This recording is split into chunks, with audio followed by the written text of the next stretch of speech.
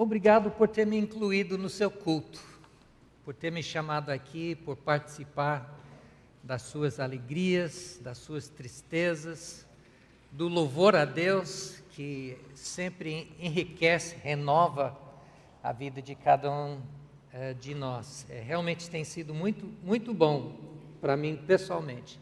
Então, agradeço a todos. A mensagem de hoje se encontra na carta que Paulo escreveu para os Colossenses. Se quiserem me acompanhar, aliás, eu estou vendo que vai acompanhar lá de cima, né? Tem dois contextos, o nosso e o deles. Simples, né? O nosso é o seguinte: esse texto nos fala sobre o ministério de Jesus atualmente. Quem que é seguidor de Jesus aqui? O que quer dizer ser seguidor de Jesus? Onde a gente aprende sobre isso, né? Principalmente dos evangelhos, não é verdade? E a gente pensa no seu ministério, pensemos na sua pregação, no seu ensino, ministério de cura, maneira que tratava de outras pessoas. Esse é o nosso modelo, né? E é o nosso modelo. Só que nós temos as cartas também, que falam de Cristo vivo, sentado à direita de Deus Pai. Ele continua sendo o nosso modelo. Então nós queremos ser seguidores de Jesus, como Ele foi aqui entre nós na terra e como Ele está no céu ainda agindo. E outro contexto é o contexto antigo, lá dos Colossenses, que se você for prestar atenção no capítulo 2, que nós não vamos fazer, vê que é uma situação de muita doutrina e muitas ideias erradas que Paulo está corrigindo. E para corrigir, ele nos dá esse texto que nós vamos ler agora. É mais ou menos uma visão doutrinária que resume quem é Cristo, para saber quem é aquele que nós seguimos, o Cristo autêntico. Sabe como a gente identifica uma nota falsificada, né? De vez em quando. Alguém aqui já viu uma nota de R$200? Já, né? Eu também já vi. Eu achei legal, né? Botar no bolso, né? Agora, você apresenta uma nota de R$200 no mercado, o que acontece? Pega aquela nota, examina, né? Tem que saber se é autêntica. Até mesmo uma nota de 100, de 50, né? Como é que se sabe se é a verdadeira ou não? E tem um monte de maneiras de fazer isso, não é verdade? Pela tinta, por alguns emblemas, por uma textura, isso, aquilo. Mas a melhor maneira é saber como é a nota verdadeira. Qualquer variação da verdadeira é falsa. E essa é a estratégia de Paulo aqui ao apresentar para nós o Cristo verdadeiro. Então vamos ler. Opa, estou com a coisa errada aqui. Estou com o trabalho errado aqui. Deixa eu me localizar aqui. As minhas próprias notas. Esse negócio eletrônico é uma faca de 2 gumes, não é verdade? E aqui, quer segurar para mim? Porque não vai adiantar.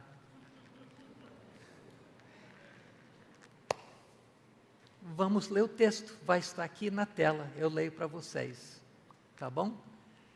Vamos avançar um pouquinho? Enquanto isso eu vou... Esse aqui é o telefone de outra pessoa, acho que deve ser do pastor. Olha só, a gente acha que está tudo certo e na hora H está com a mensagem errada, né? Era a mensagem de ontem. Aqui, ó.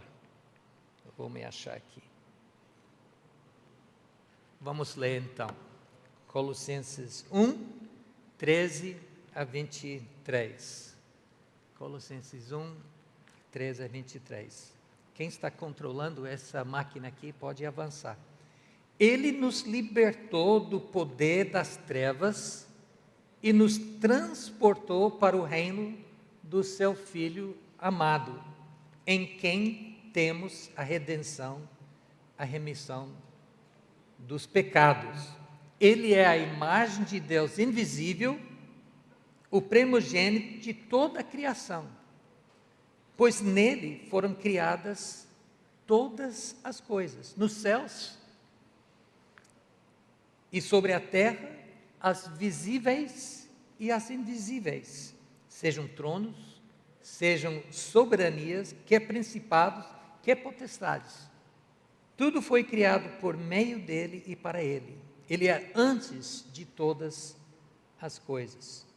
Nele tudo subsiste. Ele é o cabeça do corpo, que é a igreja. Ele é o princípio, o primogênito dentre os mortos, para ter a primazia em todas as coisas, porque Deus achou por bem que nele residisse toda a plenitude, e que, havendo feito a paz pelo sangue da sua cruz, por meio dele, reconciliasse consigo mesmo todas as coisas, quer sobre a terra, quer nos céus. E vocês, no passado, eram estranhos e inimigos. Isso é interessante, né? Quem aqui se acha estranho? Todos nós diante de Deus. Eu gostei do pastor entrevistando os meninos, né? Todos nós éramos estranhos, inimigos, pecadores. O menino, né? Pecadores. Até o pastor, né? Eu achei que o pastor ia falar algum pecado, mas não, daí isso tem um ponto certo que, entendeu?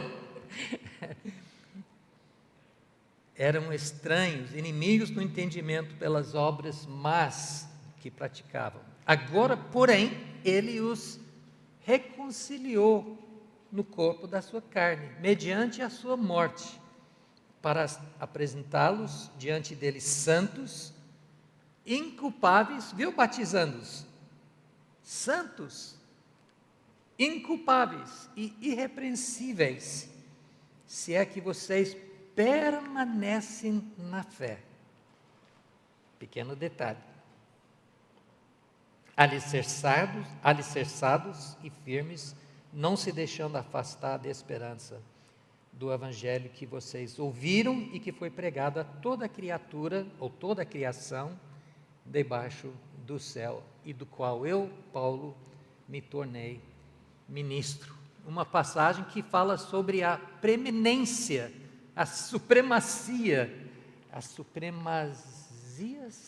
agora estou revelando o meu pedigree, né? A sua tá bom, a sua excelência, a excelência de Cristo. O que é incrível é que tudo isso foi escrito cerca de 30 a 35 anos depois da morte e ressurreição de Jesus. E logo em seguida, a igreja já estava reconhecendo com quem e a quem eles estavam seguindo.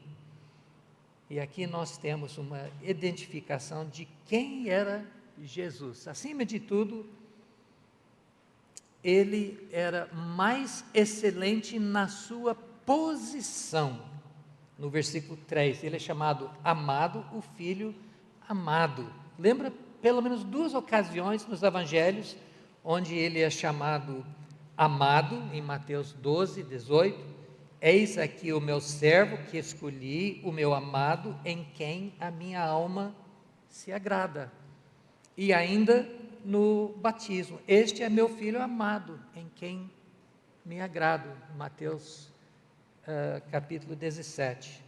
A sua posição é uma posição de maior excelência. Ele é filho maiúsculo, nós somos filhos minúsculos, filho maiúsculo, amado maiúsculo de Deus.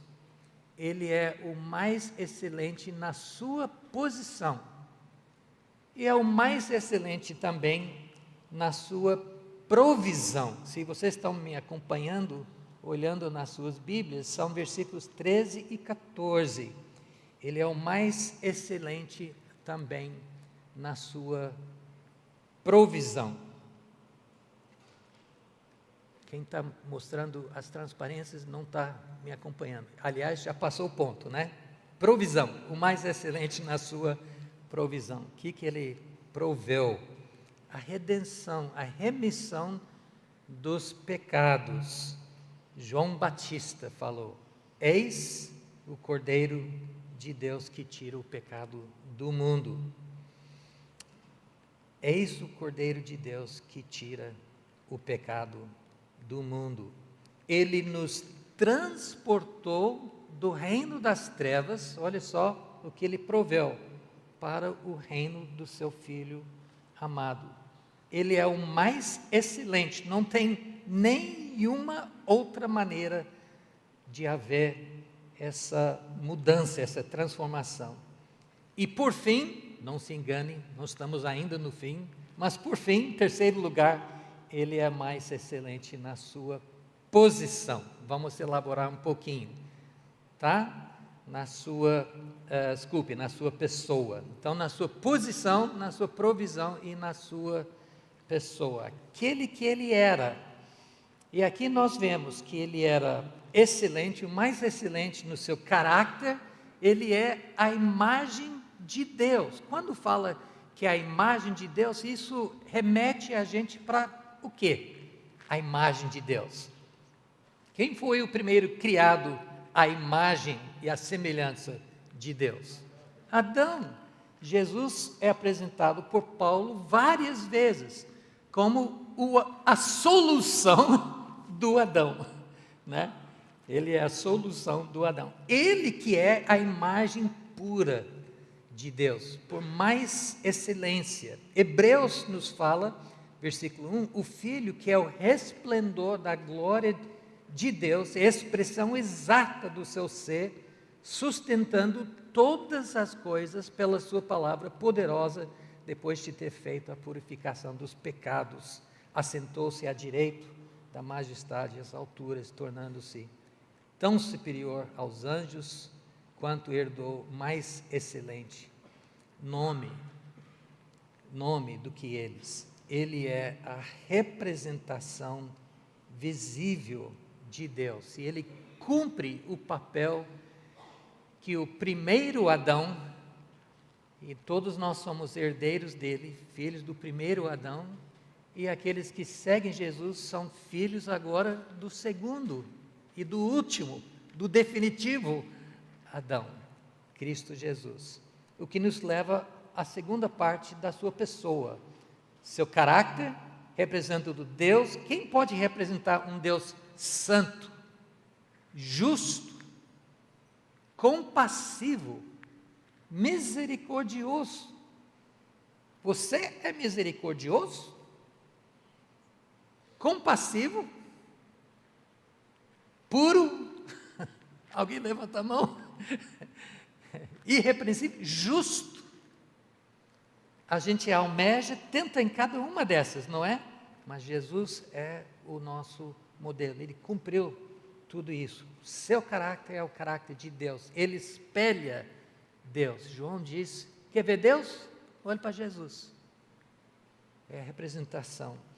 Mas também na sua criação. Interessante que a passagem já fala que Jesus é o mais excelente na própria criação. João também iniciou seu evangelho tocando na mesma tecla, né, que no princípio era o verbo estava com Deus, o verbo era Deus, tudo foi criado por meio dele e para ele. Paulo está dizendo a mesma coisa, tudo foi criado, todas as coisas que foram criadas por ele e para ele. Isso significa que não tem nenhum campo do mundo, nenhuma atuação, nenhuma profissão que não possa ser, que a gente não pode transformar numa expressão de algo que dá glória a Deus. Qualquer profissão. Lavar louça, construir um prédio, qualquer coisa nós podemos fazer e devemos fazer para a glória de Deus. Tudo que foi criado teve a sua autoridade e tem como prioridade refletir algo de Cristo. Já pensou nisso? O que eu faço para ganhar meu pão reflete de alguma maneira Cristo? Ele é mais excelente também no seu controle. Ele controla tudo aquilo que ele criou, os planetas, as estrelas, os governos. Ouviu? Você acredita? Pois é difícil engolir isso. Ele tem controle sobre os governos? Tudo isso ele controla. Olha só o que o versículo diz. As nossas mínimas ações.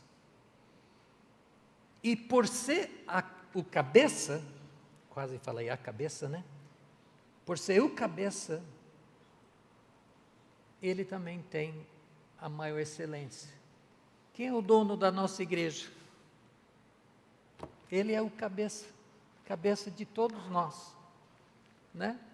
Ele é o cabeça dos batistas, dos presbiterianos, dos assembleanos e de algumas aberrações que eu não vou falar, né? Mas ele é o cabeça. Se a gente está escutando cabeça, isso são outras tantas, né? Mas ele é o nosso cabeça. E ele está sujeitando todas as coisas debaixo dos seus pés, e para que ele faça isso, deu a igreja. E por fim, na sua conquista. 5 Cs aqui. 5 Cs no seu caráter, na criação, no controle, por ser a cabeça e na sua conquista. O que ele conquistou lá na cruz? Ele conquistou o direito e o dever de estar reconciliando consigo mesmo, não apenas você e eu. E graças a Deus, nós somos incluídos aqui. Jesus morreu, derramou sangue na cruz para me salvar. Mas o seu olho está maior do que isso, está fitando a criação toda para reconciliar consigo mesmo. De alguma maneira, nós precisamos conversar bastante mais sobre isso. Como que Jesus está reconciliando todas as coisas, tanto as do céu quanto as da terra? Essa é uma área da teologia que está meio nublado, não se fala muito. E quando se fala, a fala não parece esgotar o assunto, não, que é difícil esgotar esse assunto, né? Ele está reconciliando todas as coisas. Todas as coisas. Este é o alvo último da redenção. Esse é o alvo último de derramar sangue na cruz. Com certeza nós somos o centro desse propósito. Como Adão era o centro, era o ápice da criação. Por quê? Porque teve a incumbência de cuidar do resto. Com certeza a redenção de uma nova humanidade é o meio para alcançar esse fim, mas o fim vai além disto. Costumo dizer que o livro de Apocalipse não termina nos capítulos 5 e 7, com louvor ao Cordeiro de toda raça, toda língua, toda nação. A história ainda não terminou. É um momento absolutamente, é um auge, mas termina somente quando o João pode virar a página e dizer: eis que vi novo céu e nova terra. Nós fazemos parte desse propósito,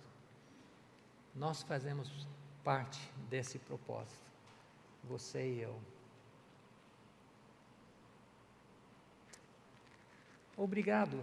De novo, só posso agradecer por permitir que eu podia participar com vocês, não só no evento de ontem, mas no seu culto a Deus, com as alegrias. Eu estou vendo André, Tatiana lá atrás, era muito bonitinho, não era? A hora que eles chegaram aqui, eu estava esperando o André chorar, mas ele aguentou o tranco, não chorou, né? Mas o carinho estava aí. Não é a noiva, Tatiana? O carinho estava aí. E esse carinho eu sinto de vocês. Que Deus abençoe, continua guiando vocês na sua missão. E só posso tirar chapéu para vocês e por permitir que eu participasse um pouquinho disso com vocês. Amém.